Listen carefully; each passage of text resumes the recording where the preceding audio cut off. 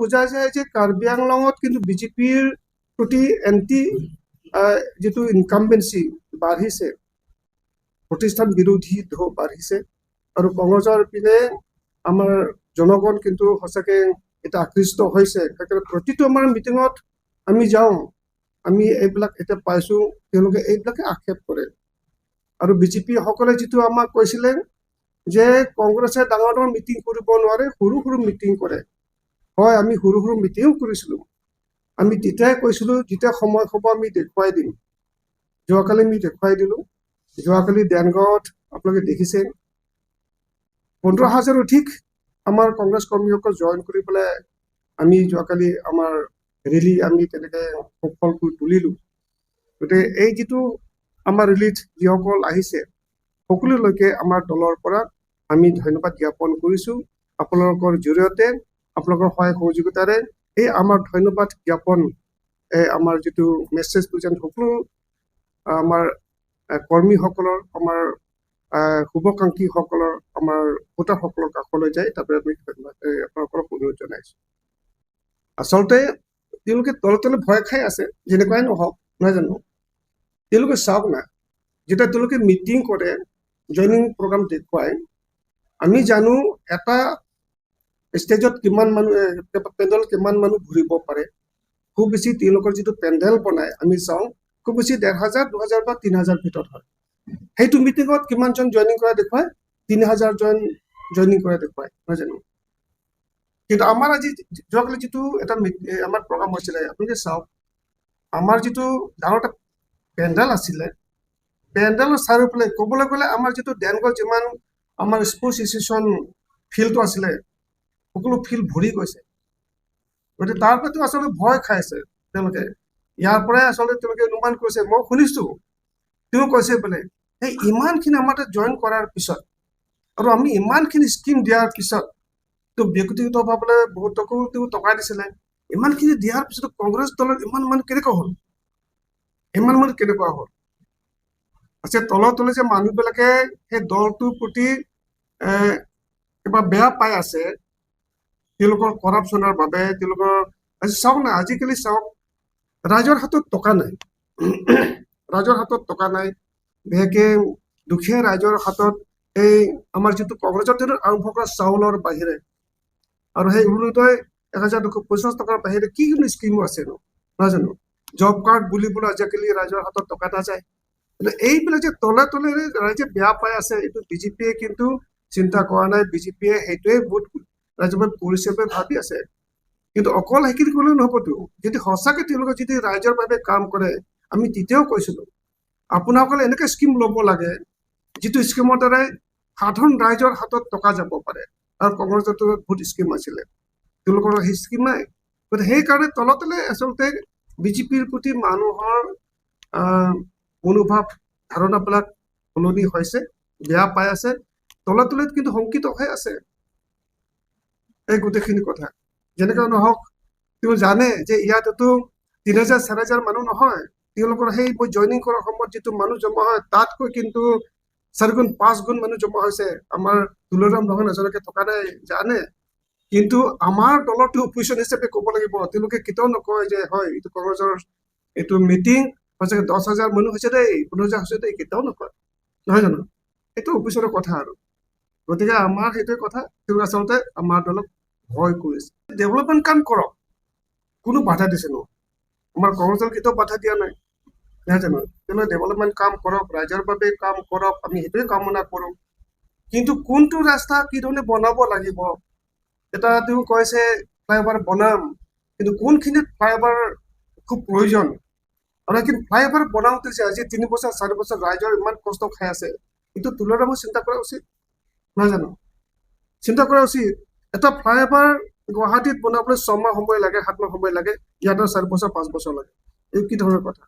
তাত কি দুৰ্নীতি সোমাই থকা নাই নেকি? আৰু আমি শুনিছো এই যিটো আমাৰ এটা ফ্লাইঅভাৰ হৈ আছে, এইটো বোলে 2বাৰমান এইটো কিবা তেওঁলোকে এষ্টিমেটটো বোলে ৰিভাইজ কৰা হয়, এনেকুৱা ধৰণৰ কথাটো। আৰু চাওক, তেওঁ চৰকাৰ থাকিলে তেওঁ ডেভেলপমেণ্ট কৰিব, নহয় জানো? আৰু এবছৰ আছে যেনিবা কাউন্সিলৰলৈকে, নহয় জানো? আৰু এবছৰ আছে।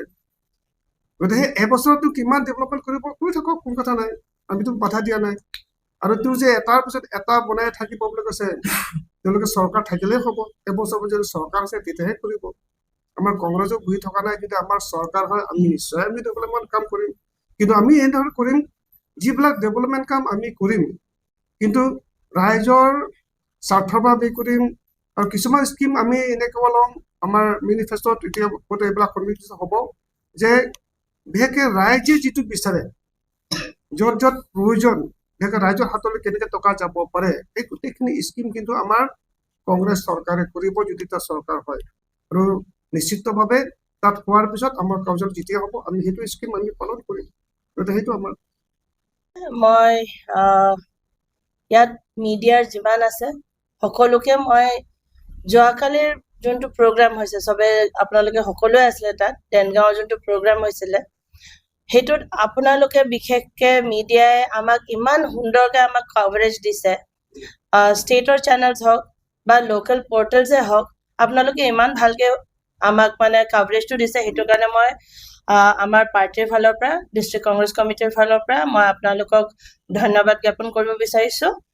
আৰু যোৱাকালিৰ প্ৰগ্ৰামটোত যি ধৰণে আপোনালোকে কাম কৰি দিছে, সেইটোৰ পিছত মই এটলিষ্ট মোৰ ফালৰ পৰা, এজ মিডিয়া চেয়াৰমেনৰ ফালৰ পৰা মই আপোনালোকক ক'ব বিচাৰিছো যে আপুনি আকৌ আমি যোনটো ৰাইজে এটা গদি মিডিয়া বুলি এটা টাৰ্ম এটা ওলাইছে আফটাৰ বিজেপি চৰকাৰ অহাৰ পিছত, সেইটো আপোনালোকে ভুল প্ৰুফ কৰিছে। আপোনালোকে এণ্টায়াৰলি নিজে ওলাই আহি আপোনালোকে যে ইমান কভাৰেজ দিছে, সেইটো কাৰণে মই ধন্যবাদ জ্ঞাপন কৰিব বিচাৰিছো সকলোকে। আৰু আশা কৰো যে তেনেকৈ আপোনালোকে চিনচিয়াৰলি আপোনালোকে যোনটো 4th পিলাৰ অফ ডেমক্ৰেচি হয়, আপোনালোকে সেনেকে আপোনালোকে আমাক তেনেকৈ আপোনালোকে আমাক ছাপোৰ্ট কৰিব বুলি আশা কৰিছো। Thank U.